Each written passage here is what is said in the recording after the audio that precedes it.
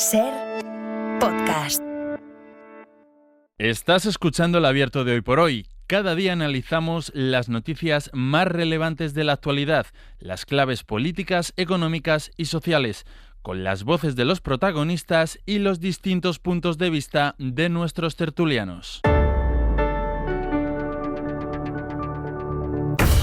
Tiempo para el análisis, tiempo para el abierto en Hoy por Hoy. Es viernes, último día laborable de la semana, así que vamos con todo lo que ha pasado y lo que está anotado en la agenda para las próximas horas. Y en el análisis hoy están Nacho Corredor, ¿qué tal? Muy buenos días. Buen día, buenos días. Ignacio Escolar, buenos días. Buenos días, Ángel. Y Elena Pisonero, muy buenos días. ¿Qué tal? Buenos días. Mira, quiero empezar, después hablaremos del acuerdo de paz, porque estamos muy pendientes, porque creo que es a las 9:30 aproximadamente, nos decía Antos Bayo, que está prevista la reunión del gobierno de Benjamín Netanyahu, que tiene que ratificar el acuerdo para la tregua en Gaza, que no se ha firmado definitivamente en Doha hasta esta madrugada, pero aún así necesita de ese ok, de esta luz verde del gobierno de Netanyahu, que está teniendo problemas con la parte más ultra de su gobierno. Después hablaremos de ello, pero quiero empezar por unas declaraciones. Ayer volvió a comparecer ante las Corts Valencianas el presidente de la Generalitat Valenciana, Carlos Mazón, con unas declaraciones, yo es que no paro de darle vueltas, porque para reclamar ayudas o para acusar al gobierno de España de no dar ayudas a los damnificados por la Dana, utiliza la comparación con las ayudas que el gobierno da precisamente a Gaza. Le doy la enhorabuena a el pueblo de Gaza, que ayer nos enteramos que van a recibir más de 24 millones de euros en ayudas directas. Me alegro mucho por el pueblo de Gaza, de verdad que me alegro mucho. La Generalitat Valenciana va a recibir 0 ayudas directas del gobierno de Sánchez. Claro, y escuchándolo, pues uno puede pensar, esto se le ha ocurrido durante la comparecencia, porque también la han interpelado los miembros de la oposición, pero es que es un argumento que defiende y que apoya también el Partido Popular, la dirección del Partido Popular desde Génova, un argumento que utiliza para cargar contra el gobierno de Pedro Sánchez. Así que nos vamos hasta Radio Valencia. Natalens, buen día. Buen día, Ángels. Estas declaraciones que hace Mazón, 0 euros a la Generalitat, 24 millones a los gazatíes, contrasta con las cifras que dan desde el Ejecutivo, porque por el momento son 16.000 millones de euros los que el gobierno ha movilizado en ayudas a los afectados, de los que por el momento se han abonado ya 1.400 millones. Sí, por darte algún detalle, las ayudas directas para paliar daños en bienes de primera necesidad suman 53 millones, de los que casi 5 son por fallecimiento, que se han pagado ya a 62 familias. También denuncia el gobierno que por culpa de los bulos de Mazón y del PP, los damnificados no están pidiendo los anticipos que por primera vez se han puesto en marcha. También hay ayudas, por ejemplo, para estudiantes. Agricultura ha abierto el plazo para solicitar ayudas, subvenciones para la maquinaria por un importe de 10 millones. Pero Mazón lanza el mensaje contrario. Es la Generalitat la que está asumiendo en solitario las ayudas directas, las que no hay que devolver, pese a que los créditos que también pone a disposición de los afectados también tienen costes bancarios. Mazón afirma que Sánchez no ha vuelto por la comunidad. Es Pedro Sánchez el que usted representa aquí, el que quiere cobrar el IVA a la gente, los intereses a la gente, y usted no dice nada. Es Pedro Sánchez el que, con respecto a la Unión Europea, en vez de dejar que pasen los plazos, está más pendiente de que se hable el catalán que le exige Puigdemont. Pero los socialistas critican la gestión de Mazón. José Muñoz lamenta que el PP, como pasó en Asturias, aplauda a un presidente ausente. Y Joan Baldoví, de Compromís, reitera que Mazón oculta lo que pasó. No le interesan las víctimas, solo se ocupa de sí mismo. Usted, que dice que vive una cacería política, pero si le ovaciona su partido, ese Partido Popular, ¿a quién ovaciona? ¿Al presidente del Ventorro? Qué bien lo hizo usted, señor Mazón, quedándose de comida mientras centenares de valencianos se ahogaban. Perquè vostè té la consciència negra de totes les mentires que diu cada dia. A vostè no li importen les víctimes, només li importa Carlos Mazón, el seu càrrec, la seva cadira. Los dos grupos parlamentarios reiteran que Mazón no puede continuar para hacer frente a la reconstrucción. Ana, hay otro frente que quiere utilizar, de hecho está utilizando ya el Partido Popular al acusar al gobierno de no haber solicitado oficialmente el Fondo de Solidaridad Europeo. Dice el PP, el gobierno no ha pedido todavía ese dinero a Europa. Hay una carta ya del mes de noviembre solicitándolo, y lo que argumenta el gobierno es que esto funciona así, que no se especifica hasta casi al final del plazo para poder medir bien cuándo se necesita. Es decir, se tiene que hacer el balance, qué es lo que se necesita, y a partir de ahí hacer la petición que haga falta a Europa. Y lo curioso es que dentro del gobierno valenciano hay quien entiende cómo es este procedimiento y que además lo defiende. Sí, la Generalitat sostiene que el Gobierno de España no ha solicitado formalmente ese fondo. El tiempo apremia y puede que la comunidad se quede sin las ayudas que tanto se necesitan. Dice que el Gobierno solo ha anunciado que lo va a pedir. El Ejecutivo de Sánchez responde: se está apurando el plazo que expira el martes para tener toda la información sobre la cuantía que será necesaria. El lunes está previsto que Hacienda pida el dinero. El argumento de agotar los plazos lo avala Gan Pampols, el vicepresidente para la reconstrucción, a quien fichó Carlos Mazón. Los gobiernos procuran agotar los plazos para que el informe sea lo más preciso posible. Creo que no se ha activado todavía, no se ha pedido la activación formal del fondo porque se está haciendo una granularización del problema. Se está yendo al fondo para ver cuál es la verdadera afección y poder justificarla. Vox arremetía ayer contra Gan Pampols, afirmando que le está haciendo el juego al gobierno de Sánchez y cree que Mazón tiene el enemigo en casa. Ana, gracias. De nada. David Junquera, buenos días.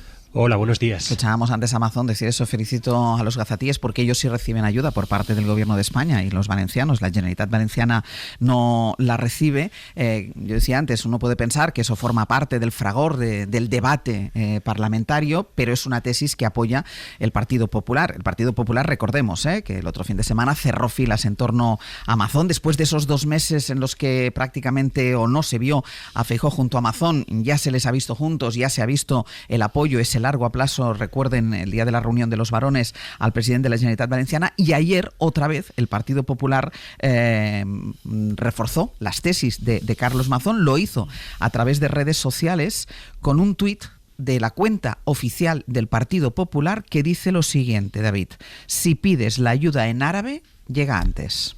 Sí, empezó Mazón, siguió Nuevas Generaciones con su tuit de Gaza, provincia de Valencia, y remató el PP, dejando claro por tercera vez en una semana que están en modo respaldo al presidente valenciano.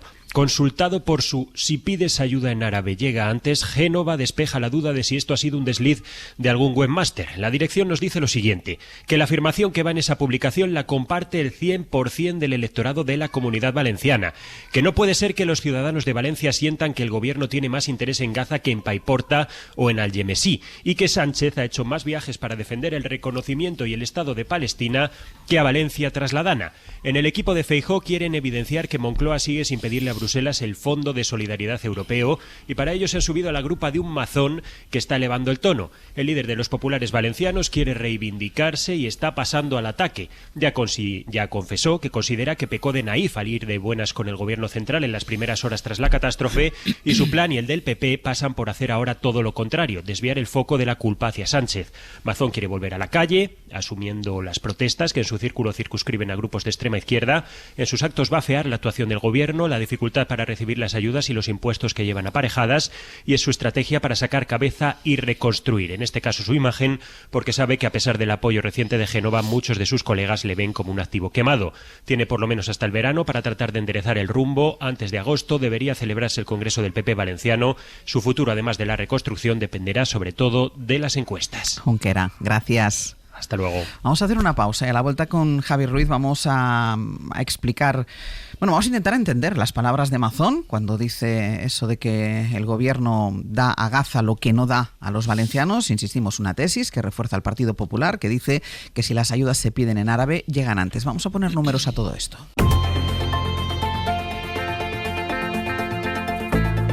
El Abierto. Ser podcast.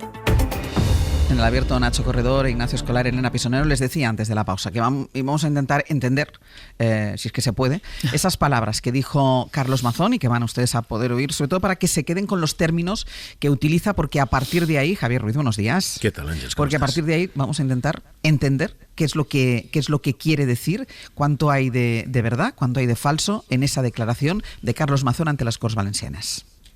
Le doy la enhorabuena a el pueblo de Gaza, que ayer nos enteramos que van a recibir más de 24 millones de euros en ayudas directas. Me alegro mucho por el pueblo de Gaza, de verdad que me alegro mucho. La Generalitat Valenciana va a recibir 0 ayudas directas del gobierno de Sánchez. Claro, Mazón maneja aquí unos supuestos términos técnicos. Habla de que a Gaza se le están dando ayudas directas, como si allí se repartiera dinero distinto, Javier, al que se aporta en otras catástrofes como la Dana, por ejemplo. Si lo que Mazón insinúa es que en Gaza se están repartiendo ayudas preferentes o diferentes a lo que se aporta en catástrofes climáticas. La verdad, Ángels, es que no hay por dónde cogerlo. Te leo literalmente lo que la Unión Europea y España aportan en Gaza. Es exactamente lo mismo. Te leo literalmente, comillas.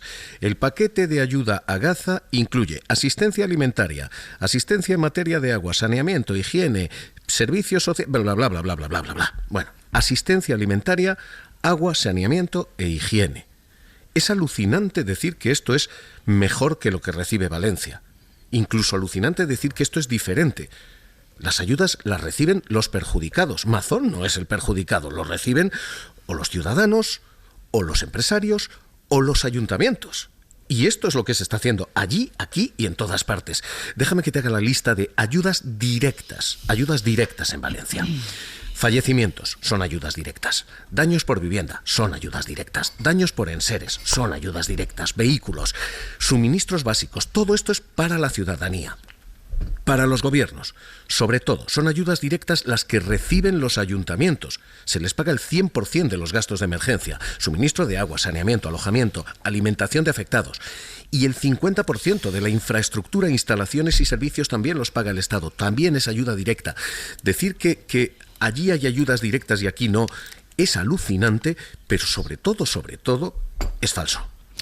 Hay mucha más ayuda directa y mucho más detallada en Valencia, eso claramente, pero hay también mucho más dinero y mucha más velocidad, ¿no? Claro, es muy zacio, de verdad, lo de la comparación de una cosa y otra. En Gaza, el año pasado, toda la Unión Europea, insisto, son todos los países de la Unión en todo el año, pagaron 253 millones en ayudas. En Valencia se han pagado solo a los autónomos 291 en un trimestre. Este es el grado de distorsión de las comparaciones, pero es que si tomas el total de las ayudas, la ayuda en Valencia ya pagada, insisto, la ya pagada, no el total, la ya pagada multiplica por 6 lo que paga toda Europa en todo Gaza. Y si tomas las que aporta España, España aporta 60 veces ya pagadas más aquí que allí. Pero es que si tomas la ayuda global, lo que el gobierno va a pagar en Valencia y lo que el gobierno va a pagar en Gaza, en Valencia se pagan 666 veces lo que se destina a Gaza. En fin, de verdad es un poco turbio, un poco zafio, un poco... Ana Talens ha detallado todas las ayudas presupuestadas. Déjame que te cuente las pagadas a fecha de hoy, a esta mañana, que se acaban de actualizar. Solo el día de ayer, el Consorcio de Compensación de Seguros pagó 35 millones ayer. En Valencia. El acumulado pagado ya es 1.115 millones.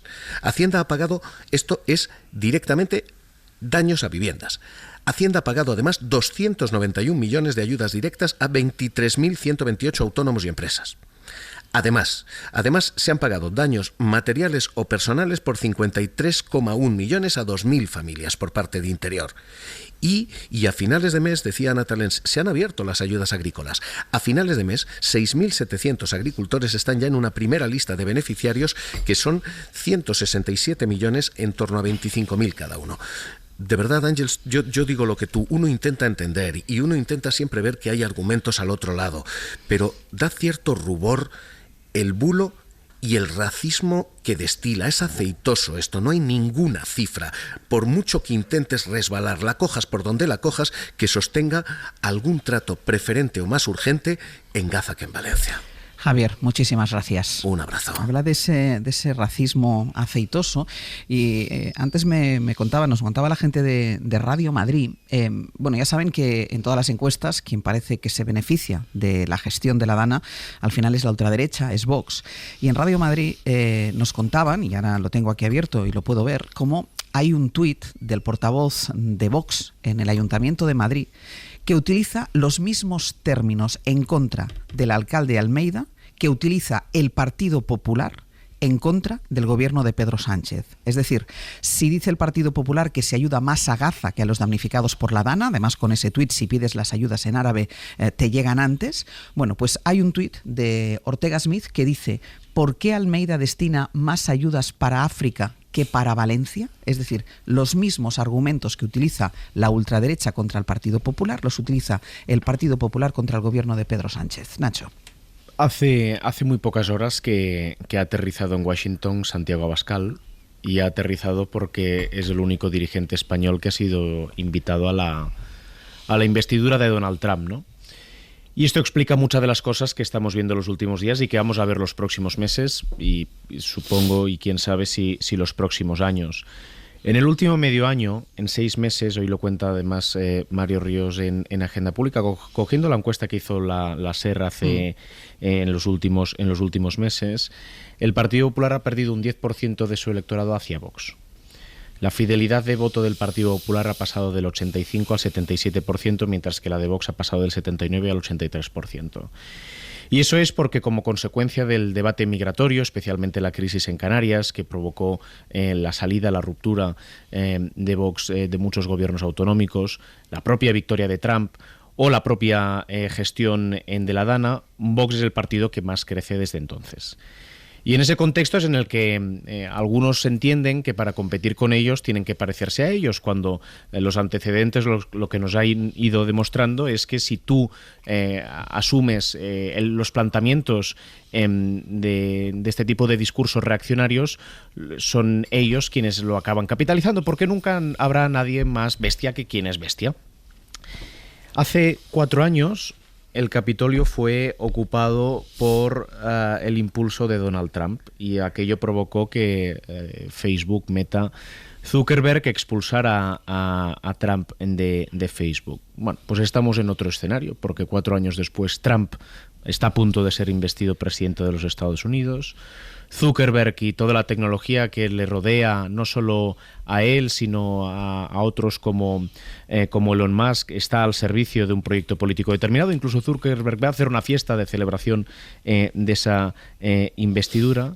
Y hoy, que acaba de llegar Abascal a Estados Unidos para acompañar a Donald Trump en su investidura, tenemos un partido político como Vox en España, que en Europa comparte grupo parlamentario con los diputados de Orbán, que es el principal aliado de Putin, y todo eso es lo que explique que haya quien esté en estos momentos intentando sobreactuando y comprando el marco de los demás. Elena.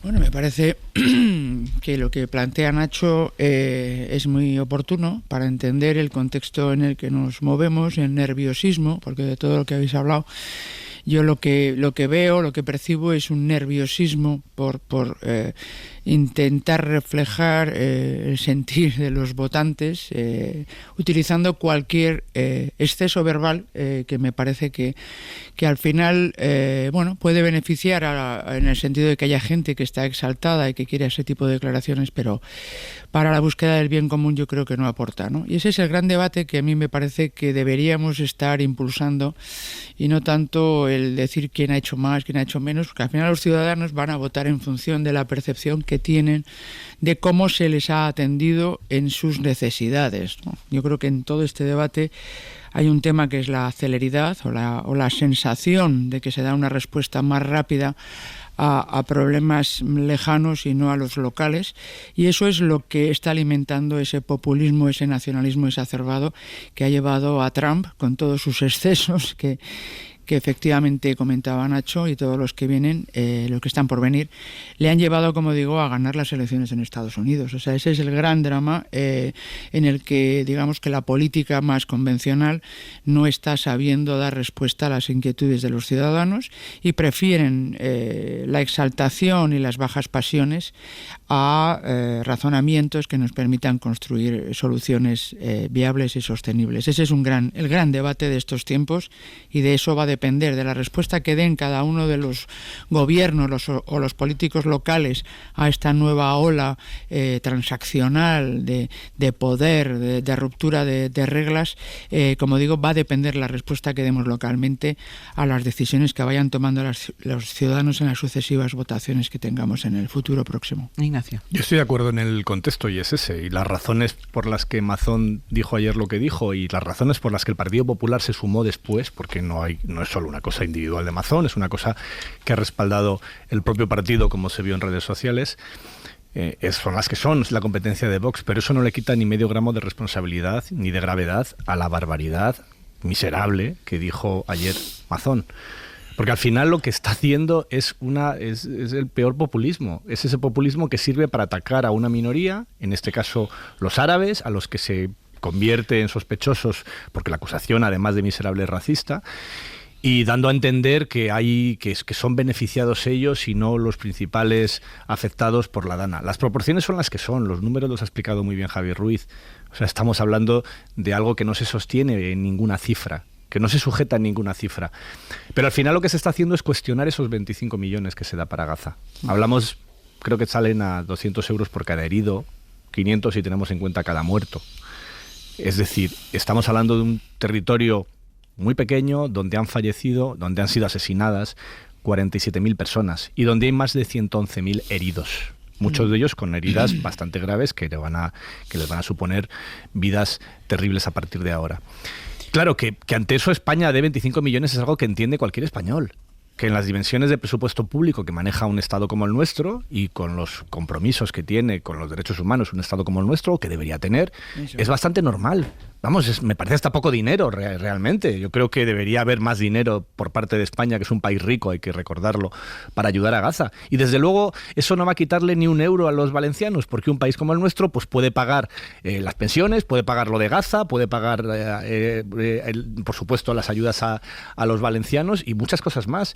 Y este argumento de esto equivale, pues no sé, como se hizo en su momento con el programa de Broncano, como si de repente no se pudiera gastar tampoco en televisión pública. Este argumento de que cualquier cosa que no vaya a algo que considera quien lo dice lo más urgente es un desperdicio de recursos, es puro populismo, así de sencillo. Habrá que discutir si el dinero de Valencia es suficiente. Las cifras que estamos hablando, 1.600 millones de euros así de entrada, ya 1.400 ya repartidos, no es poco dinero, pero en cualquier caso no nos va de los 25 millones de Espera, que pedía la palabra Nacho, voy contigo, Elena. No, y comparto el planteamiento de Ignacio. El contexto no solo nos aporta perspectiva de lo que pasa alrededor, sino también lo que nos ayuda es a entender que hay síntomas que son consecuencia exactamente de lo mismo, ¿no? No es un hecho aislado lo que está planteando Carlos Mazón o el Partido Popular a través de ese tuit, y ni tan solo un hecho local. Hay un movimiento de fondo.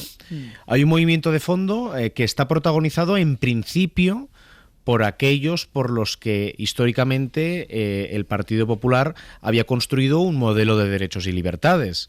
Sin embargo, hoy, y por eso creo que es sintomático, el principal dirigente español que está invitado a la toma de posesión del principal dirigente mundial, Donald Trump, es un señor que se llama Santiago Abascal, que a su vez, insisto, comparte grupo parlamentario en el Parlamento Europeo con los diputados de Víctor Orbán, que Orbán es el principal aliado de Putin.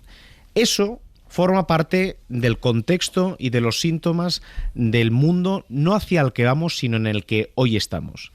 Y en ese contexto la derecha tradicional europea ha intentado enfrentarse de dos maneras distintas. Primero, como hizo, y con éxito por cierto, porque es hoy primer ministro en Polonia, Donald Tusk, que es defendiendo los valores liberales de la democracia liberal, de los respetos a los derechos y libertades. Y el otro parece que lo está liderando en el contexto europeo su presidente, Manfred Weber, el presidente del Partido Popular Europeo, pero con un claro apoyo del Partido Popular Español. La realidad es que las experiencias que ha habido en otros países nos indican también que cuando tú compras el marco, el planteamiento, la forma de entender el mundo de aquellos que, como Abascal o como Orbán, hacen una enmienda a la totalidad, si tú señalas que lo que hay que hacer es una enmienda a la totalidad, tú no eres como Partido Popular la mejor opción para hacer esa enmienda a la totalidad. Son otros, son Trump, son Abascal, son Orbán. Elena. No, estaba escuchando atentamente. Ya tendremos ocasión, desgraciada o afortunadamente, de debatir estas cuestiones, pero vuelvo a repetir, al final lo que está detrás de todo ese movimiento es que los ciudadanos consideran que los políticos no están trabajando para lo que a ellos les preocupa, sino para otra gente, ¿no? Esa sensación de que tenemos dinero para gastar en otras cosas, que yo comparto, el que tenemos que tener un papel en el mundo acorde con nuestras posibilidades, que claramente hay que recordar que son mucho mejores que las de la mayoría mayoría del mundo, estoy de acuerdo, Ignacio, pero la realidad es que la gente piensa y por eso vota a gente agresiva. ¿Por qué lo piensa? Porque lo siente. O sea, yo no, porque subjetivamente, porque se lo dicen, Elena, porque se lo dicen por iniciativa propia. No seamos así porque vamos a caer en el mismo error. Es decir, no nos creamos que la verdad que nos cuentan unos es auténtica en contra de lo que la gente está sintiendo en sus propias carnes. Pero aquí ocurren dos cosas a la vez. Porque eso de la percepción y la narrativa es peligroso y eso creo que tenemos que tener mucho cuidado con seguir alimentando narrativas que nos alejan de la realidad cotidiana de la gente que sigue esperando que le limpien la calle o el ascensor. O sea, eso es así. Bien, pero aquí ocurren dos cosas a la vez. Por un lado hay un oportunismo electoral, lo habéis señalado los dos, por parte del Partido Popular a la hora de sumarse al mensaje de la extrema derecha. Pero por otro lado, cuando se suma, realimenta ese mensaje de la extrema derecha, lo valida. Le da, en vez de decir, esto es una barbaridad, os voy a enseñar los números, lo que estáis diciendo es un sinsentido, cuando es el propio Mazón el que dice la misma barbaridad que dice la extrema derecha, la está validando y la está alimentando, y eso significa que la siguiente vez tendremos un ecosistema aún peor, donde será más necesario para los partidos hacer este tipo de barbaridades, pero por eso porque alimentamos el monstruo. Estoy hablando en políticos en general, no estoy hablando en particular. Creo que es un error intentar crearte realidades paralelas que te pero convienen. Aquí particularmente Mazón es el que ha dicho esto, no político en general. Dejadme que vaya publicidad, que además después a la vuelta quiero seguir hablando de la ultraderecha por otro motivo y tendremos tiempo además si queremos determinar esto.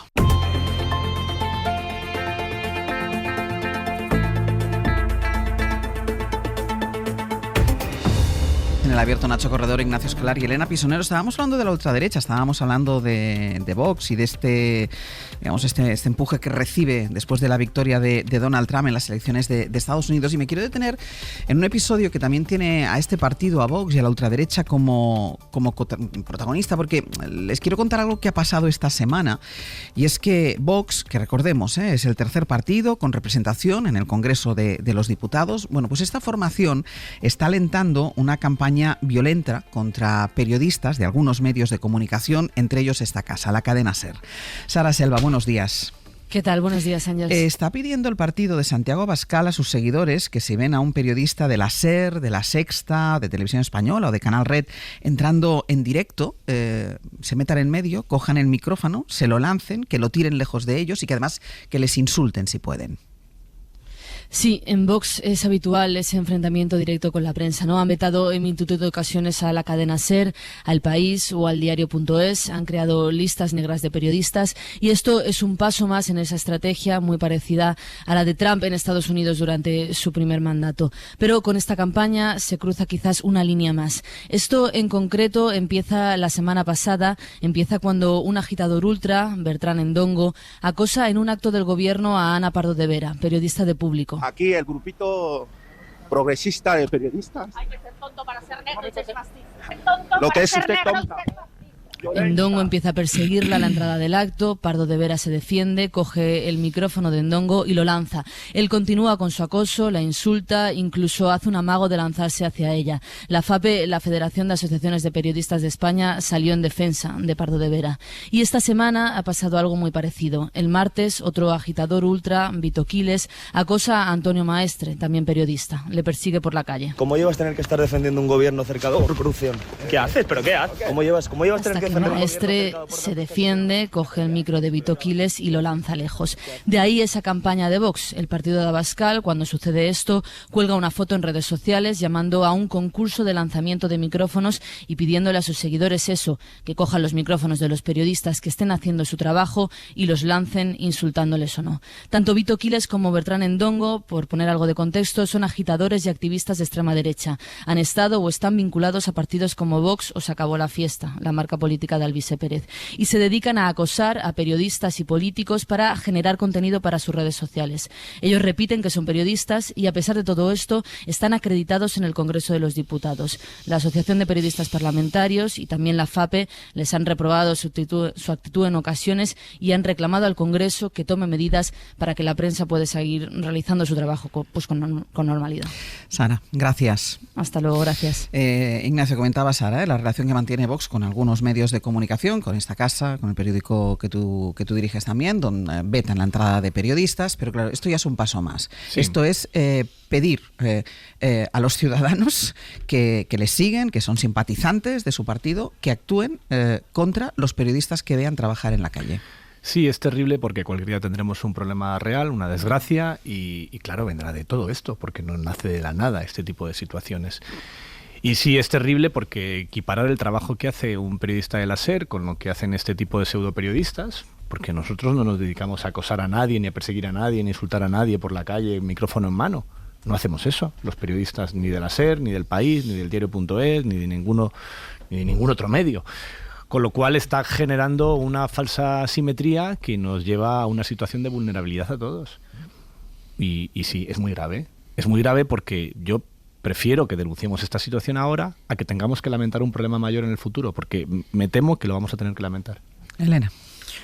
No, aquí no hay ningún matiz. No hay debate, exacto, no hay ningún matiz. No hay debate. Yo no me había enterado y me parece que es importante señalarlo. Bueno, no solo porque sea la prensa, es que yo creo que cuando perdemos el respeto por la profesión que ejerce, o por la vida de cualquier persona, ya me parece que hemos traspasado una línea que efectivamente es sumamente peligrosa y que no deberíamos dejar de denunciar. No voy a decir nada más. No, yo creo que es muy importante la denuncia pública, entre las dudas que a veces nosotros mismos tenemos, de si contar lo que nos pasa. No, pero yo creo que es fundamental, o sea, yo creo que es un eje vertebral de la convivencia. Absolutamente. y del buen funcionamiento de nuestra convivencia, y por lo tanto insisto, o sea, fomentado, no es aceptable. Fomentado por un partido que tiene representación parlamentaria, que es la tercera fuerza política de este país y que fomenta este tipo de acciones contra algunos periodistas. Esto probablemente va a más. Y no solo en España, sino en todo el mundo. Efectivamente. Y quiero volver a coger el hilo de lo que ocurre a nuestro alrededor, porque las conexiones cada vez son más evidentes. E insisto, hoy Santiago Abascal acaba de aterrizar en Washington para ir a visitar a Donald Trump. Cuando hace 4 años asaltaron el Capitolio impulsados por Trump, uno de los gritos que se escuchaban era «muerta a los medios». Cuando atentaron contra Donald Trump hace unos cuantos meses en Estados Unidos, una periodista de la CNN tuvo que huir y ser escoltada por los guardias de seguridad porque le rodearon y le dijeron: ustedes son los próximos. Cuando Donald Trump sale de aquello y continúa con su campaña electoral, señala: son los enemigos del pueblo. Y cuando en un mitin también electoral a una persona con evidentes problemas mentales entró en la zona de prensa y empezó a atacarlos, se rió el propio Trump diciendo: este es de los nuestros. Esto es el legado también de lo que significa el trumpismo y lo que tiene que ver con la libertad de información y con la relación con los medios, la hostilidad a los periodistas. En Estados Unidos, no sé si hay datos de nuestro país, los ataques a los periodistas en los últimos meses han aumentado un 50%.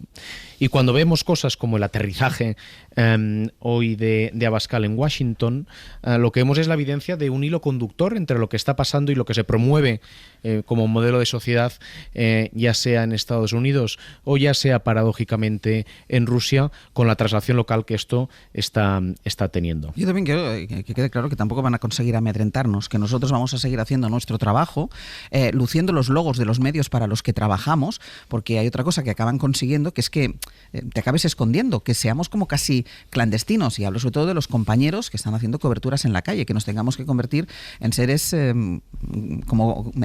trabajar en la clandestinidad, y yo creo que ellos tampoco pueden ganar la partida en eso. Es verdad que hay un peligro y, como decía Ignacio, tú también decías, esto va a acabar mal o puede acabar mal. Bueno, porque con una chispa es suficiente. Exacto. Normalmente los conflictos y las diferencias no se solucionan como estamos acostumbrados desde hace 47 años en nuestro país, sino que se arreglan a hostias. Esa es la normalidad. Y en esta ciudad en particular no hacen falta más que ver la historia del siglo XX y los años 20 y 30, cómo justamente había un ambiente de hostilidad también hacia la libertad de prensa, la libertad de información, que no acabó especialmente bien, ¿no? Tú antes citabas los datos de Estados Unidos sobre el aumento de agresiones a periodistas. Aquí no me consta que haya ningún informe, pero cualquier periodista medianamente conocido, que salga por televisión, como es mi caso, y que pueda ser reconocido por la calle, sabe perfectamente que la situación en la calle en los últimos 3 años, especialmente en Madrid, que es donde vivo yo y es donde lo puedo notar, se ha deteriorado muchísimo. Ha cambiado una barbaridad. Muchísimo. A ti también te pasará, Ángel. Sí. Nos pasa a todos. Ha cambiado muchísimo. Ha cambiado muchísimo en el sentido de que ya no es algo anecdótico o inusual que te llegue una persona exaltada a insultarte por la calle, que es algo que nos ha pasado a prácticamente todos, o a todos diría yo, en los últimos meses, en los últimos años, más de lo que ocurría hace 5 años o hace 10. Es decir, que eso, claro que se nota en el día a día. En el momento en que hay un partido político con representación parlamentaria que está diciendo que tú no puedes ni siquiera entrar en la sede la noche electoral. Yo recuerdo las fotos de mi compañera periodista Laura Galau en la puerta de la entrada de Vox, de la sede de Vox, porque no le dejaban entrar a la noche electoral. No ya no hacer preguntas, trabajábamos desde la calle porque no nos dejaban entrar a un partido que se ve obligado a tener un mínimo respeto democrático por los medios de comunicación. Bueno, hemos llegado a una situación así, no de casualidad. Tiene mucho que ver con lo que pasó en la pandemia, tiene mucho que ver con Vox y, en mi opinión, tiene mucho que ver con los discursos que hace cada día el gobierno de la Comunidad de Madrid, empezando por un jefe de gabinete que públicamente amenazó a mi periódico: os vamos a triturar, vais a tener que cerrar, idiotas que os den, que fue la frase que nos mandó. Lo que por añadir un elemento más, el grito del muerte a los medios, que es lo que se dice en el Capitolio cuando se salta y que tienen este tipo de transacciones locales, está siendo sustituido y complementando por delegar toda la difusión de la comunicación en una tecnología que está claramente adulterada. Porque los algoritmos, el problema de las redes sociales no tiene que ver con los contenidos que hay, sino cómo esos contenidos están alterados y dopados tecnológicamente para generar determinados estados de ánimo. Y me parece relevante porque mientras hay un discurso que mucha gente va interiorizando de que los medios y la crítica generalizada a los medios, lo que hay es un intento de un proceso de sustitución del periodismo por un tipo de forma de comunicarse que claramente los más liberales deberían estar en contra, porque lo que hace es alterar la libre competencia de opiniones, la libre competencia de criterios, la libre competencia de visiones, y eso también está siendo impulsado claramente por el gobierno de los Estados Unidos, que tiene entre sus satélites al propietario de una de ellas. Entre otros gobiernos. Hablas del gobierno de Estados Unidos y hablas de los datos que sí hay de Estados Unidos de agresiones a periodistas. Me comenta nuestro compañero de Radio Barcelona, Io Andrés, que en Alemania hay equipos de reporteros que cuando van a cubrir ciertos temas van acompañados de escoltas, van escoltados en su propio país, en su propia casa. Ese es el futuro que nos espera. Van escoltados para hacer ciertas coberturas. En el Abierto, Nacho Corredor, Ignacio Escolar y Elena Pisonero sobre la investigación al fiscal general del Estado por esa filtración que desmentía el bulo lanzado por Miguel Ángel Rodríguez. Este jueves, ayer, declararon como testigos ante el Supremo la fiscal superior de la Comunidad de Madrid, Almudena Lastra, y el fiscal que investigó al novio de Ayuso por un presunto fraude fiscal, Julián Salto, se llama el fiscal en cuestión. Este último dio novedades acerca del famoso correo electrónico filtrado en el que el abogado, recuerden que de Alberto González Amador, reconocía que su cliente había cometido esos 2 delitos de fraude fiscal. Pedro Jiménez, buenos días. ¿Qué tal, Ángeles? Buenos días. Y relató el fiscal en esa declaración ante el Supremo que ese correo, que el famoso correo de la filtración, pasó por varias personas que pudieron acceder a él. Contó que el email impreso estuvo hasta 24 horas, o sea, un día entero, encima de la mesa de un despacho por el que pasan y donde trabajan varias personas. Sí, Julián Salto, que es el fiscal que investigó a Alberto González Amador, explicó que el documento que se está investigando en el Supremo pasó por muchas manos antes de que se publicara. La defensa de Amador envió su confesión a un correo genérico de la Fiscalía de Delitos Económicos el 2 de febrero del año pasado. Alguien se lo reenvió a Salto porque era el fiscal del caso y una tercera persona lo imprimió y dejó una copia encima de la mesa de su despacho que comparte con otros 3 fiscales. Una copia de todo el expediente. Salto también recordó lo que vivió aquella noche, que le pilló en un partido de fútbol. Almudena Lastra le llamó para tratar de aclarar las cosas después de la publicación de que la Fiscalía le había ofrecido un pacto al novio de la presidenta de la Comunidad de Madrid cuando todo ocurrió al revés, pero al ver la situación, que él estaba en un partido de fútbol, se emplazaron a hacerlo a la mañana siguiente. Sin embargo, la fiscal provincial le llamó después en 2 ocasiones y en la última ocasión le dijo que Álvaro García Ortiz no podía esperar, que necesitaba ya los correos para preparar esa nota de prensa que desmintió el bulo del entorno de Isabel Díaz Ayuso. Sobre la declaración también de Almudena Lastra, la que mencionabas tú ahora, ella cuenta que le preguntó al fiscal general del Estado, a García Ortiz, si había sido él quien había filtrado el famoso correo electrónico, y ella dice que el fiscal no se lo negó, sino que le dijo textualmente: ahora eso no importa. Sí, Almudena Lastra lo que reveló, Ángeles, fue que en la mañana del 14 de marzo, después de esa noche tan agitada de cruces de mensajes, la del 13 de marzo, cuando la SER publicó el contenido del correo electrónico con la confesión de Alberto González Amador, en el que reconocía esos delitos fiscales y pedía un pacto para evitar el juicio. Preguntó al fiscal general si él había filtrado el documento y Álvaro García Ortiz le respondió: eso no importa ahora.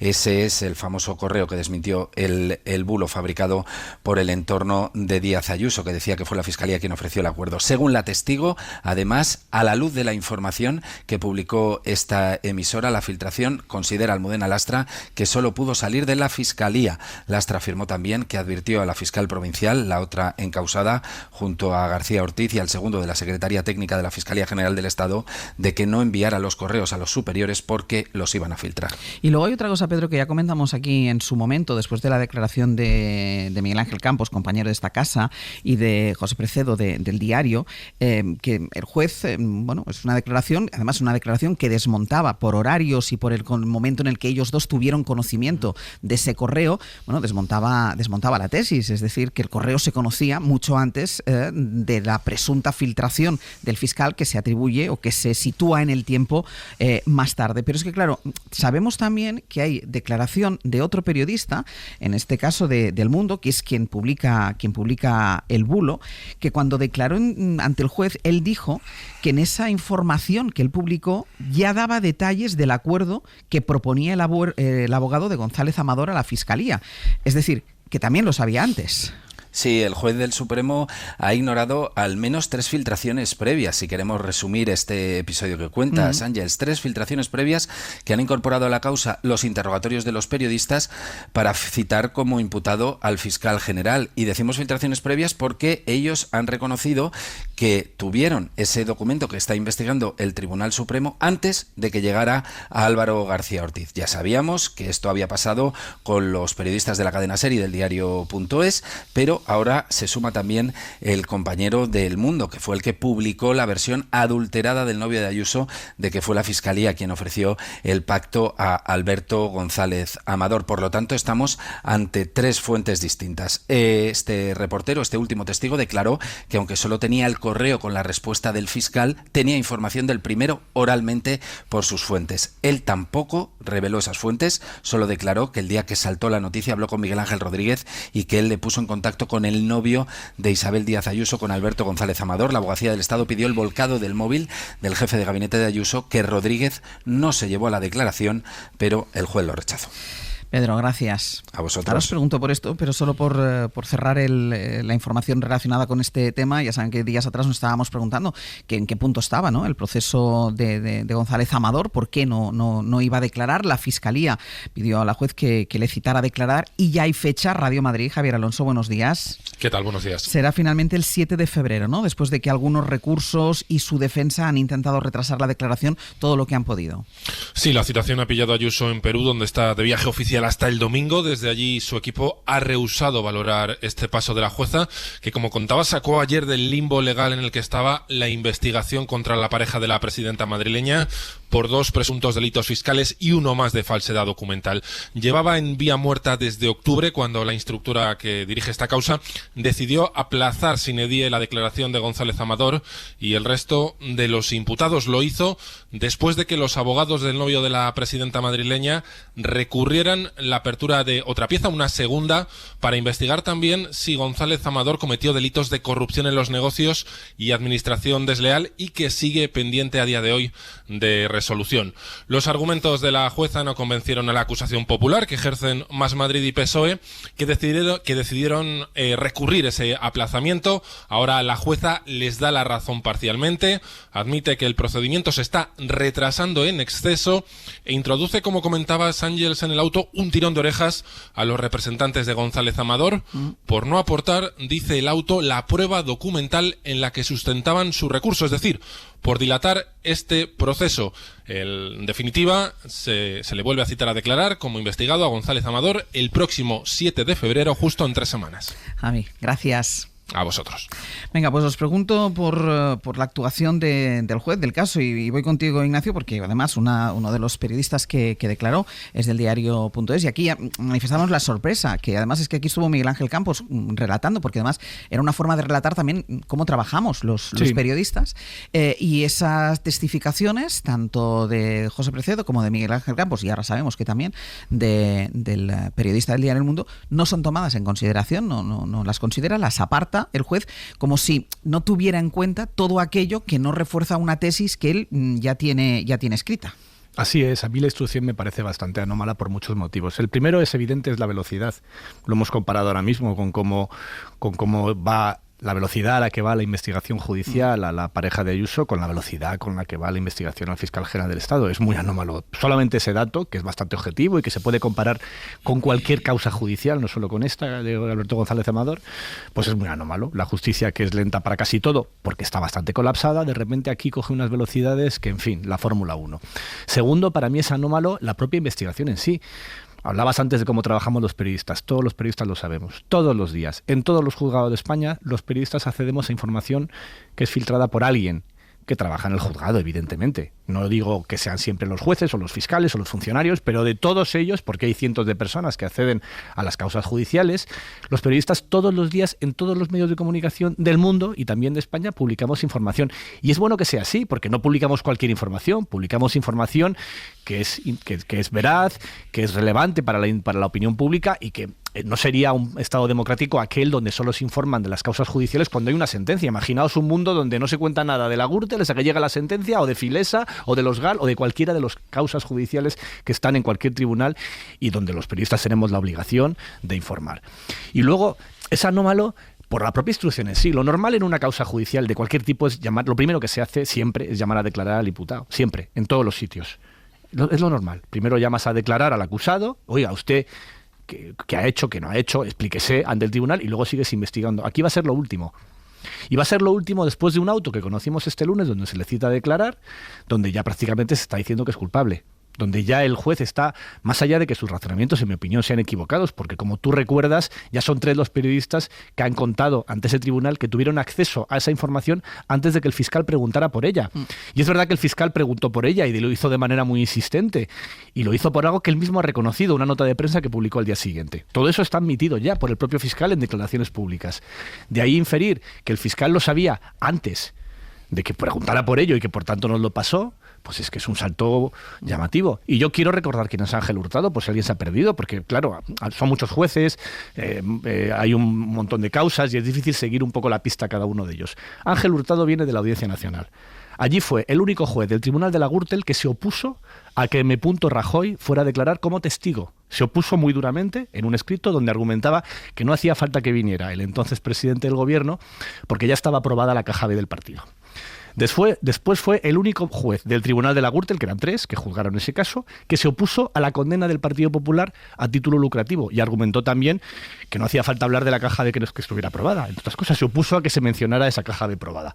Y de premio después fue el juez que el Consejo General del Poder Judicial, nombrado por el PP en funciones, con el mandato caducado, ascendió al Tribunal Supremo. Y por eso está ahí hoy. Porque fue ascendido por un Consejo General del Poder Judicial que estaba caducado, que estaba en funciones, que no debería haber podido nombrar a nadie, en mi opinión, y que siguió nombrando mucho tiempo después de tener acabado su mandato democrático, y así llegó al Supremo y estará ya hasta su jubilación, salvo que él quiera otra cosa. Y claro, cuando hablamos de las injerencias políticas en la política española, pues esto hay que recordarlo. Alguien que ha hecho determinadas decisiones en la Audiencia Nacional muy favorables al Partido Popular acaba ascendido por los vocales nombrados por el Partido Popular al Supremo y hoy está juzgando al fiscal general. Elena. Te estaba escuchando muy atentamente porque yo creo que esto ocupa tanto espacio en nuestras conversaciones y en los análisis que yo al final te pierdes, ¿no? Yo creo que también para los oyentes y para los ciudadanos en general, a mí lo que me queda, si tomo esa perspectiva sin ser periodista y sin ser juez, es, a mí me produce de entrada una desazón, ¿no? Cuando estamos al final diciendo cómo tiene que actuar un juez, qué es lo que tiene que hacer, y lo has hecho tú ahora, pero también lo hemos oído a determinados ministros, lo primero que tienen que hacer es esto, lo otro y tal, me genera una gran desazón porque igual que la la libertad de prensa es esencial en la democracia, pues una justicia sólida y profesional es esencial en la democracia, porque es también es el principal contrapeso para velar por el adecuado cumplimiento de la ley, que es la principal garantía para que los ciudadanos nos sintamos en un marco de confianza. Esto me preocupa mucho y es verdad que hay gente mejor profesional, peor profesional, y tenemos que tener los vehículos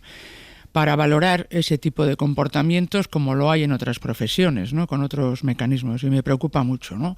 Porque en el fondo de esta historia, por destacarlo, y aquí hemos tenido alguna ocasión, me acuerdo de José Luis Astre en estas Navidades, que hizo un resumen muy bueno, hay un hecho que no podemos perder de vista y que a veces se pierde, y es que hay una persona que ha cometido un delito fiscal, y eso es un hecho, bueno, bien, los que sean, quiero decir, hay un incumplimiento de la ley, y eso, por supuesto, está ahí, y es lo que debe perseguirse, hacerse valer.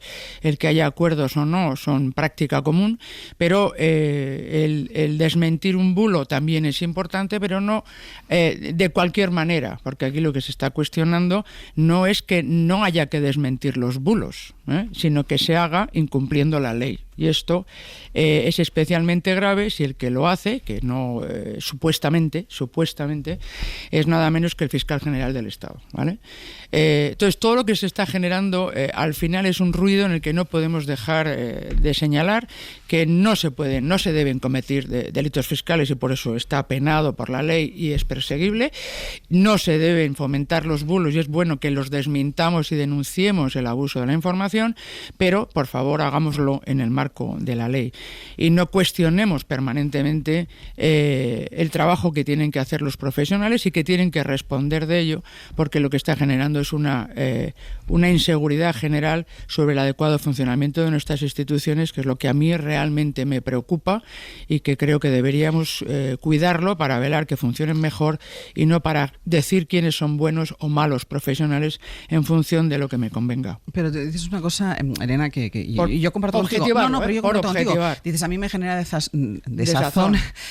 No desmazón, desazón. Te genera desazón que se diga o que se verbalice lo que creemos, o lo que quien quiera crea que tiene que hacer el juez. A mí también me genera desazón que las declaraciones de determinados testigos que están obligados a decir verdad, y en este caso compañeros periodistas, pero podría ser cualquier otra persona, compañeros periodistas, sean declaraciones que no sean tomadas en cuenta en el proceso. Y lo digo porque se ignore. Y lo digo porque el juez las ignoró. Y las ignoró con un párrafo, lo ventiló, diciendo que no aportaban pruebas objetivas. ¿Cómo no podemos hacerlo? Es que sería aportar las pruebas de nuestro secreto profesional. Entonces, si fuera solo un caso, pero resulta que todas aquellas declaraciones que no casan con la tesis de la culpabilidad del fiscal general del Estado son ignoradas. Entonces, a mí eso me genera desazón. Me genera desazón que haya un juez que pida el volcado del teléfono del fiscal general del Estado, con lo delicado que esto es, y no pida el volcado del teléfono de la persona que emite el bulo.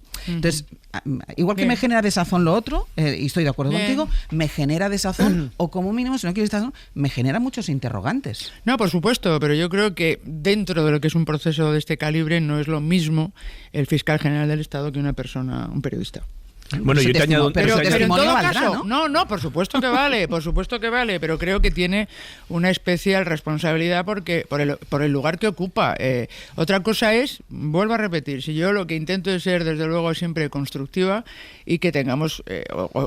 poner el acento en aquellas cuestiones que a lo mejor, porque creamos que estamos convencidas en ello, lo que hacen es un daño a algo que compartimos todos, que son instituciones que velan por el adecuado funcionamiento de nuestra sociedad. Mientras hablamos de esto y Abascal estaba aterrizando en Washington, Ayuso estaba aterrizando en Lima, mirándolo todo con perspectiva, oportunamente, como casi siempre.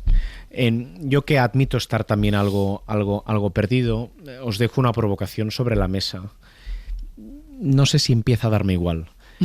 Y eso es un problema, porque probablemente, tal y como se está narrando la película, puede que esté dirigido a que nos empiece a dar a todos igual, que conecta con la desazón de la que hablabais, es el siguiente paso. Un poco generalizada. Y un tema que debería interpelarnos a todos, porque habla de elementos, digamos, estructurales del funcionamiento de nuestras instituciones, de la democracia liberal, del derecho a una información veraz, de la importancia de pagar los impuestos, un tema que debería interpelar a todos, conceptualmente, puede que no acabe interpelando prácticamente a nadie. Ujú. Y eso es un riesgo, yo creo, de cómo se está narrando, y con los distintos, por cierto, escritores de la película. O sea, cuando la semana pasada Miguel Ángel Rodríguez protagoniza una ronda en las televisiones, en el fondo está adquiriendo un protagonismo premeditado, entre otras cosas probablemente para quitar el foco de su jefa, y poniendo sobre la mesa en circulación determinados elementos que lo que hacen es alimentar un debate que, pudiéndonos interpelar a todos,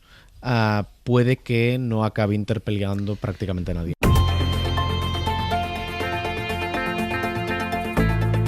El Abierto. Ser Podcast. En El Abierto, Nacho Corredor, Ignacio Escolar y Elena Pisonero estábamos hablando de la investigación, de las declaraciones estos días ante el Tribunal Supremo de diferentes testigos del caso de la investigación del fiscal general del Estado por la filtración del correo en el que la pareja de Isabel Díaz Ayuso reconocía que había cometido 2 delitos fiscales. Ignacio, ¿querías decir algo? Sí, 2 cosas muy breves que también me generan desazón. La primera, hablábamos de Miguel Ángel Rodríguez. Está acreditado que Miguel Ángel Rodríguez, jefe de gabinete de Ayuso, mintió ante el Tribunal Supremo. Está acreditado con pruebas, porque cuando fue a declarar aseguró ante el tribunal, bajo juramento promesa de decir verdad, que nadie en el diario.es se había puesto en contacto ni con él ni con la Comunidad de Madrid antes de publicar nuestra información sobre la pareja de Ayuso. Y es falso. Al día siguiente fue nuestro compañero Precedo, fue preguntado por esto, y el propio tribunal le pidió que aportara las pruebas. Y un día más tarde se presentó en el juzgado y presentó los pantallazos de la larga conversación que tuvo con Miguel Ángel Rodríguez, donde por supuesto no nos contestó, pero por supuesto preguntamos antes de publicar. No ha pasado nada. No ha pasado absolutamente nada. Yo creo que si cualquier otro testigo fuera a declarar ante cualquier otro tribunal y mintiera de forma tan evidente y tan grosera, pues habría alguna consecuencia. No ha pasado nada. Por cierto, no es la primera vez que pasa, porque recordaba el pasado de Hurtado. También M. Rajoy mintió cuando declaró como testigo, entonces ante la Audiencia Nacional, también ante el juez Ángel Hurtado.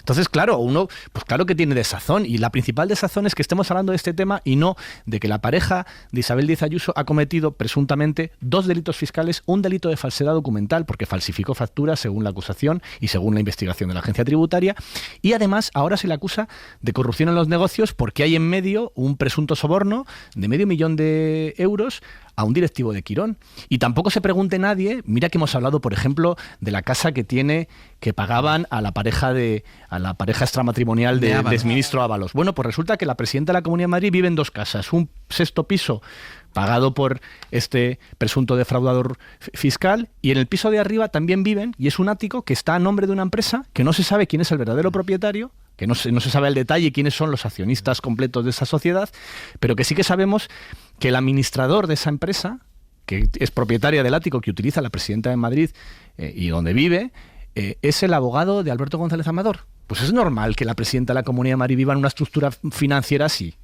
A mí no me lo parece, pero estamos hablando del fiscal general del Estado y de una filtración que, repito, filtraciones en los juzgados todos los días en todos los juzgados de España. Y nunca se investigan. Solo se ha investigado aquí con unas herramientas propias de una investigación contra narcotráfico, porque algunos de las sentencias que utilizaba el juez Hurtado para argumentar por qué hacía algo tan invasivo como pedirle el teléfono y todas las comunicaciones al fiscal general del Estado eran investigaciones contra narcos. Vamos con un último asunto, no sé si nos va a dar mucho tiempo para analizarlo, pero está marcado hoy también porque es un día importante para lo que pudiera suceder en torno a esa exigencia que puso Junts per Catalunya, y es que Pedro Sánchez se sometiera a una cuestión de confianza. Dijo, si no lo hace, aténganse a las consecuencias. Y evidentemente, cuando hablamos de consecuencias, todos pensamos en la aprobación de los presupuestos. Bueno, ayer al final el Partido Socialista y Sumar llegaron a la conclusión que lo mejor era parar el reloj y ganar tiempo para negociar con Junts. Guillermo Lerma, buenos días. Hola de nuevo, Ángels. Y ahora el gobierno lo que está haciendo es buscando una fórmula que ni le haga pasar por esa cuestión de confianza a la que no se va a someter Pedro Sánchez, pero que tampoco rompa cualquier posibilidad de entendimiento con Junts. Y eso va a depender mucho también de lo que pase dentro de muy poquito en la intervención que está previsto que tenga lo que diga Carles Puigdemont. Sí, por ahora digamos que el gobierno y Junts esquivan el choque. Habrá que ver si eso sirve o no para contener la reacción de Puigdemont, que como dices va a comparecer a las 11 después de reunir a la ejecutiva de su partido. Los independentistas habían amagado con romper todos los puentes si el Congreso tumbaba su iniciativa, así que lo que espera el PSOE es que esa patada hacia adelante que han dado a la propuesta sirva para que la reacción de Puigdemont sea más contenida. En la Moncloa aseguran que su posición de fondo sigue siendo la misma, que es no tramitar ni aceptar nada que tenga que ver con esa cuestión de confianza, pero lo que hacen es darse un mes de plazo más para que en este tiempo se pueda avanzar con los independentistas en alguna de las carpetas que tienen pendientes, como por ejemplo las negociaciones que hay abiertas para delegar las competencias en materia de inmigración y que tras semanas de conversaciones siguen atascadas. Quieren que esas negociaciones avancen y eso permita al grupo independentista retirar la proposición no de ley o dejarla definitivamente en un cajón. Los socialistas no tienen garantías de que este paso que dieron ayer vaya a aplacar a Junts, que mantiene su relato sobre los incumplimientos del Ejecutivo. Señala a Junts al gobierno por la no aplicación de la ley de amnistía, por no negociar, dicen, con mayor intensidad el uso del catalán en las instituciones europeas, o por las resistencias, dicen también, para que Sánchez celebre ese encuentro con Puigdemont, un encuentro al que el presidente del gobierno se ha mostrado dispuesto, pero que por ahora no tiene fecha concreta para celebrarse. Guille, gracias. Hasta luego. No nos queda mucho tiempo, pero a mí, Nacho, me pasa con Junts lo que a ti te pasa con el tema del fiscal general del Estado. Que te empieza a dar igual, ¿no? Me empieza a dar igual. Y es absolutamente comprensible. Y ya, pues a mi familia de Logroño, imagínate, o sea, lo que le interpela a Junts. Junts no tiene prácticamente poder en ningún sitio. De hecho, el ayuntamiento más grande en el que gobiernan es el de Sant Cugat del Vallès, que es un ayuntamiento pequeño, y no tiene mucho sentido que renuncie a inmolarse y dejar de perder el único espacio donde tienen algo de influencia. Ahora bien, lo que más me fascina de lo que está pasando estas semanas con Junts es que todo el ataque frontal que se construyó contra Sánchez y la moción de censura del año 18, porque Sánchez no tenía principios, que estaba hasta dispuesto a pactar con Junts, que es lo que se le ha criticado ahora de nuevo. Ahora, si se pacta con Junts para hacer una moción de censura contra Sánchez y llevar al gobierno del Partido Popular, eso no nos parece mal. Lo cual es un éxito de la normalización. Yo recordaba el otro día que Feijóo no es presidente porque no quiere y entre otras cosas no quiso los votos de Junts, y ahora ya los quiere. De verdad es fascinante. Dejadme, porque lo que sí no nos debe dar igual en ningún caso es lo que pase en Gaza, así que vamos a buscar la última hora. Lo estamos contando desde primera hora, y es que ayer finalmente se firmó en Doha ese acuerdo para el alto el fuego entre Israel y Hamás. Esta noche lo han firmado las dos delegaciones.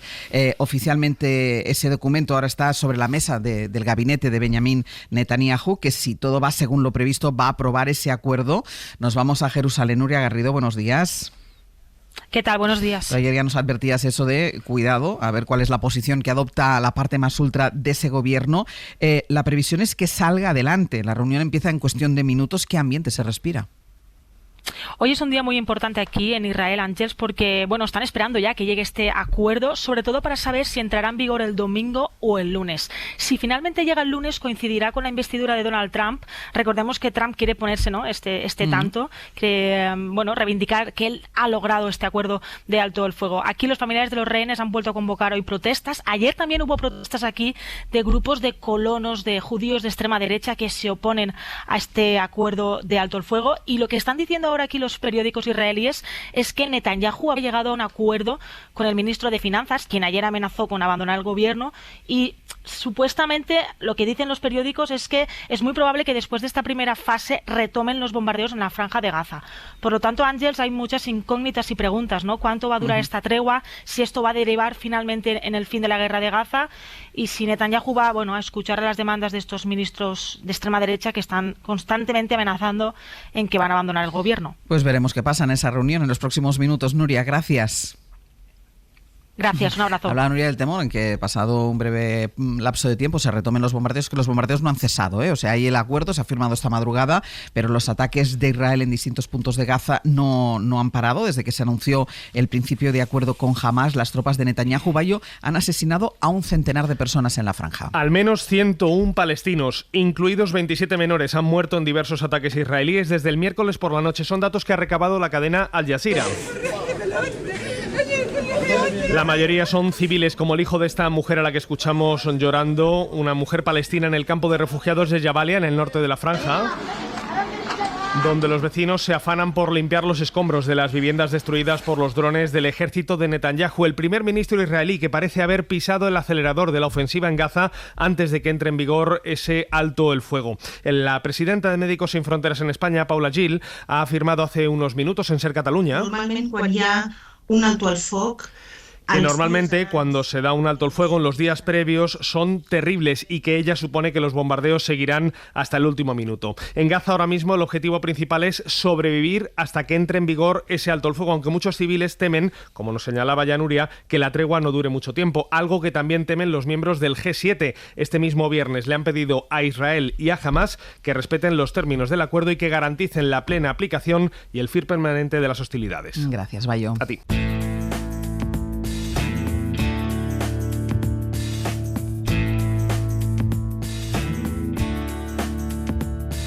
I hate the world today.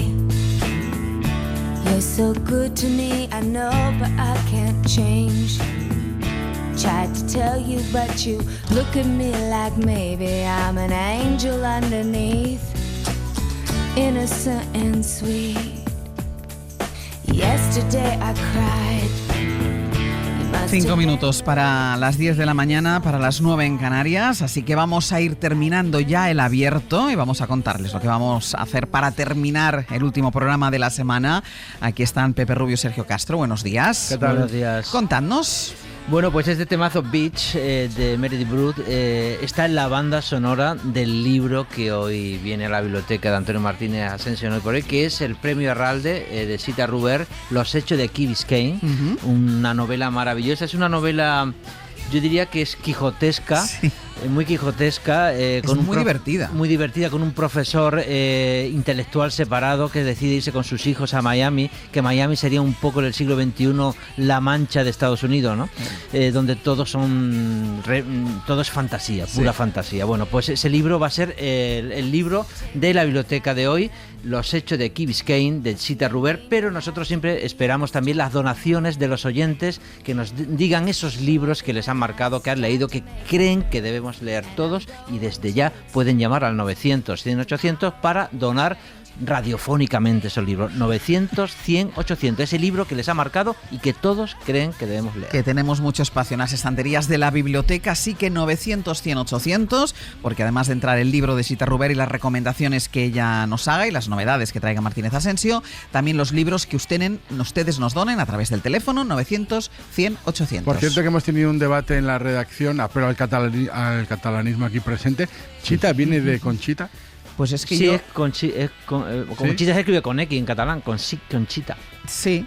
Es que sí, pero no sé, a lo mejor es un apodo. Como se entere Tarzán. Ella ha dicho, porque le hemos preguntado sobre cómo decir su nombre, ella ha dicho que como Tarzán, Chita. Claro. Chita. Tarzán, ya lo dijo. Chita, ¿no será? Sería Chita. Chita. En catalán sería Chita. Sí, por ella ha dicho X, Chita. ¿no? Es Vale. X. Tampoco nos han sacado de dudas el catalanismo. No, hombre, sí podría ser con Chita, pero no pero sé. podría, ¿no? ¿Verdad? Es como... Pero es muy joven ella. Ella es muy joven. Por eso no llega a los 30. Pero no sé, porque una persona joven no se llama Conchita, ¿no? Conchita es la señora Conchita. Pero mira Severino es joven. Bueno, también me han discutido que Conchita venía de Rosario. Sí. Conchita viene de Concepción. Y Rosario viene de Rosario viene Charo. Ah, vale. Claro. Bueno, fuera como fuese, pues venga, vamos a seguir, no nos vamos a bloquear. A partir de las 11, Fernando Neira con historias musicales. La primera es la última canción del artista italiano Paolo Benvegnu, creo haberlo dicho bien.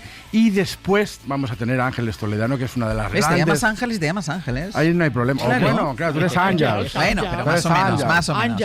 Ángeles Toledano. Pues una maravilla. Ángeles Toledano, nueva estrella del flamenco, que va a venir... ¿Es otro nombre? Angelín, ¿eh? Es otro nombre, ¿no? No, es un diminutivo, ¿no? De Ángeles. Oye, se nos está acabando el tiempo. Bueno, pues Ángeles Toledano, estrella del flamenco por quinta vez, ya es una estrella máxima, nos va a venir aquí a cantar y a contar la historia que encierra todo lo que tiene que ver con su primer disco, Sangre Sucia, y después varias semanas de asueto y una de gripe, por fin... ¿Se ha sobrevivido? El personaje favorito de niños y mayores, que es Aitor Albizua, vale. Que va a venir a ponernos un poco a caldo. Venga, pues no se pierdan lo que viene a partir de ahora. Nacho Corredor, Ignacio Escolar, Elena Pisonero, hasta la semana que viene. Un abrazo. Adiós, buen viernes. Para no perderte ningún episodio, síguenos en la aplicación o la web de la SER, Podium Podcast o tu plataforma de audio favorita.